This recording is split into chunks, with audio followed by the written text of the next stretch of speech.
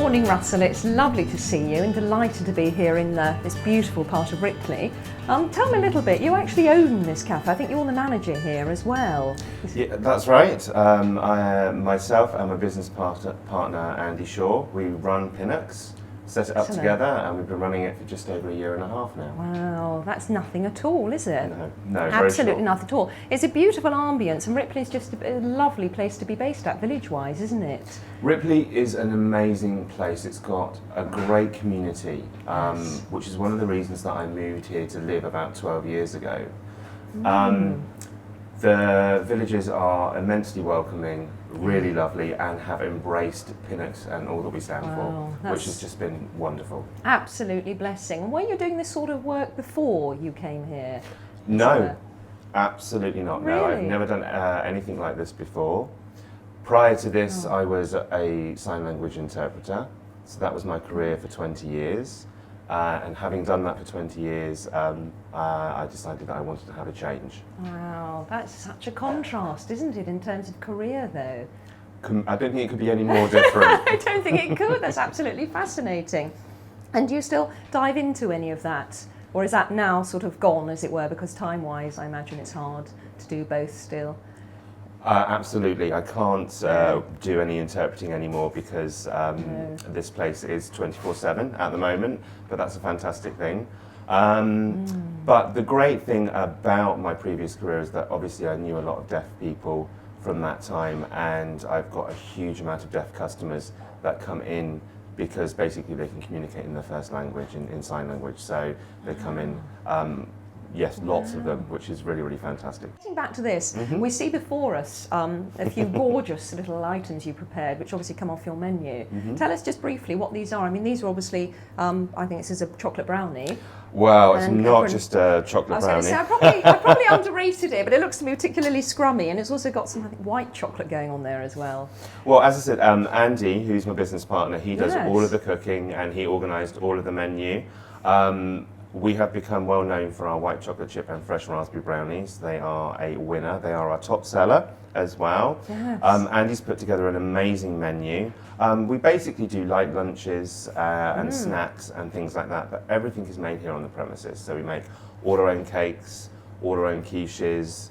Andy makes some fantastic salads as well. The granola sundae, which you can see Well, this is here. what I'm going to say. This has caught my eye when you popped it on the table earlier, actually. It looks delicious. This is a wonderful thing because it's actually healthy. Yeah. So it's homemade granola, so we make the granola here, then it's Greek yogurt, a fresh fruit coulis, and then fresh fruit on top as well. So it looks wonderfully naughty, but it's actually very good for you. And that, I mean, that is the thing these days more than ever. A lot of establishments are putting sort of calorie counts on food, and you find your eyes wandering to that rather than the meal. But you're probably doing it. We don't need to do that because this is good for us, it looks. This is actually good for you. I know that's, and people really, really like that because it does look, as I say, looks really naughty. But we have also done calorie counts on all of our dishes too. So we've got that. We're producing a new menu, and all of the calorie counts will be on that because people are health conscious these days. That is important then. It is something you would obviously respect. People need to know. They want to know where they're going. That's wonderful. Absolutely. Now, one of the things I want to ask, and I know we're probably going to put our eyes slightly that way, some of your coffees are well renowned within the village and beyond, and you do the drop method, and I don't know if that's unusual or it's just something you need to perhaps describe to us to understand a little. Sure. I don't know much about it really. No, that's fine. Basically what we do here is we do pour over, okay? So it's what we call pour over rather than espresso based coffee.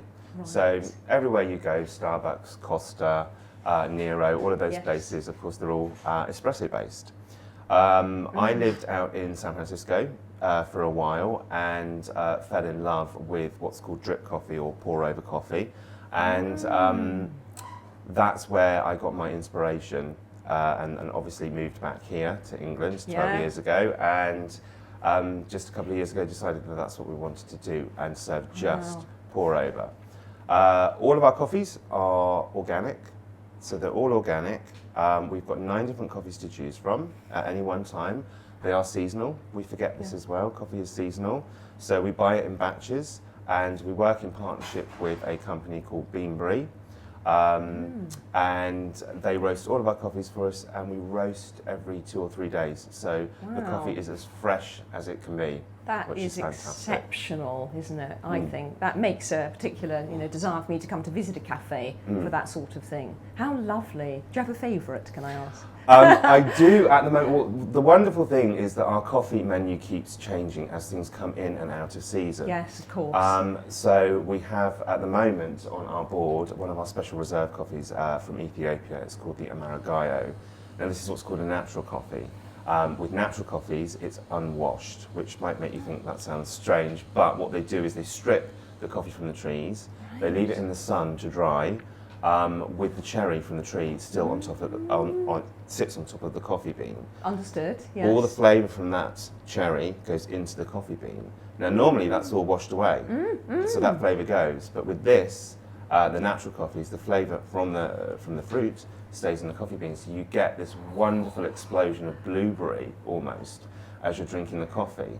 It's absolutely stunning. It sounds one-off. I mean, I have some coffee here which I'm hugely enjoying, and I think you said this is what you would call your house coffee. This is our house blend, yeah. And I like the kind of analogy that when we go to restaurants and such, like we get the house wine, but here we get a similar sort of thing. It's like a coffee menu of different things. It's wonderful, absolutely. This is delicious, I have to say. Really, really enjoying that this morning. Our house blend is seasonal again, so it changes throughout the year depending on which beans we put in it. We have a house blend because not everybody knows a huge amount about coffee, and we're not coffee snobs here. The most important thing for us is that the customer feels welcomed, feels relaxed, and when they come in, if they don't know anything about coffee and they're unsure, we point them to our house blend. It's a nice medium strength coffee, and we keep it well balanced so it's nice and smooth throughout the year. It's delicious. And talking of foods, do you source most of your sort of products from the area? I mean, you seem to have a sort of a very intelligent ethics of the way you're getting various ingredients together and baking here, of course. Well, I think in this day and age, people want to know where their food is coming from, and if it's coming from a huge distance away, they're not very happy about that.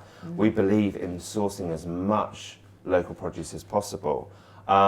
We get all of our fresh fruit and veg that's delivered every day from New Covent Garden Market, but then we work with local bakeries to get our bread delivered fresh every day, and then we source a whole range. We have a little shop down the end of the store, and we have a lot of locally made honey, locally made popcorn, locally made chocolates. It's wonderful. So we do work with a lot of local suppliers.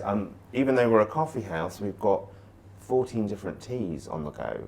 See, that's, interrupting you, that's pretty special as well. I mean, its own right, 14 is an incredible number of choice. All loose leaf, all served with teapots, strainers and teacups, and again we work with Tiger Spring Teas, which is a local producer from the local farmers market, so they're all sourced locally as well. Wow, absolutely We've delighted. also got an upstairs area as well, which is all comfy sofas and armchairs. It's like an old-fashioned gentleman's club. Oh, we upstairs. like. That's fantastic. Well, let's do that. It's been delightful having coffee and chatting, but I'd love to see a bit more. Okay, right, I'll Thank you. show you around. Thanks, Russell. Okay.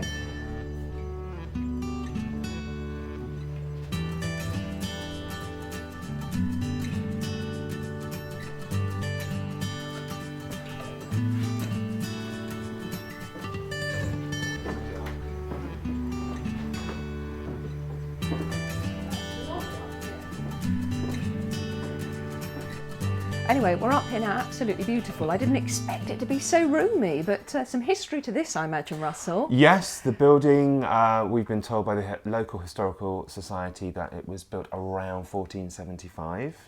The building does half the work for us. It's a beautiful space.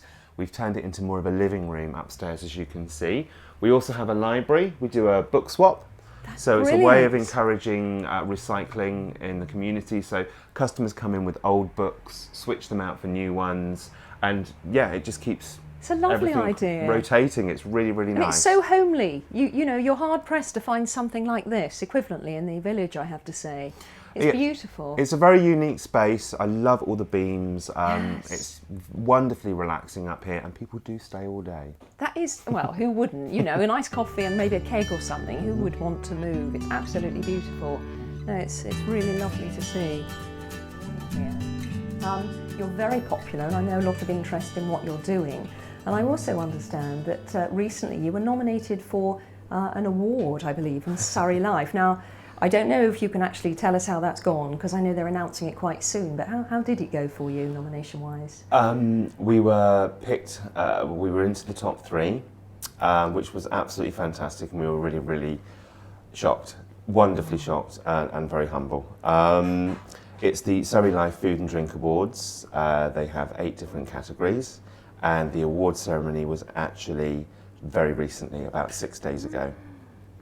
So wow, it's exciting though when accolades come one's way. I mean, that is a sign of success, isn't it? Really, I think the wonderful thing about it was voted for by the consumers, by the readers of Surrey Life.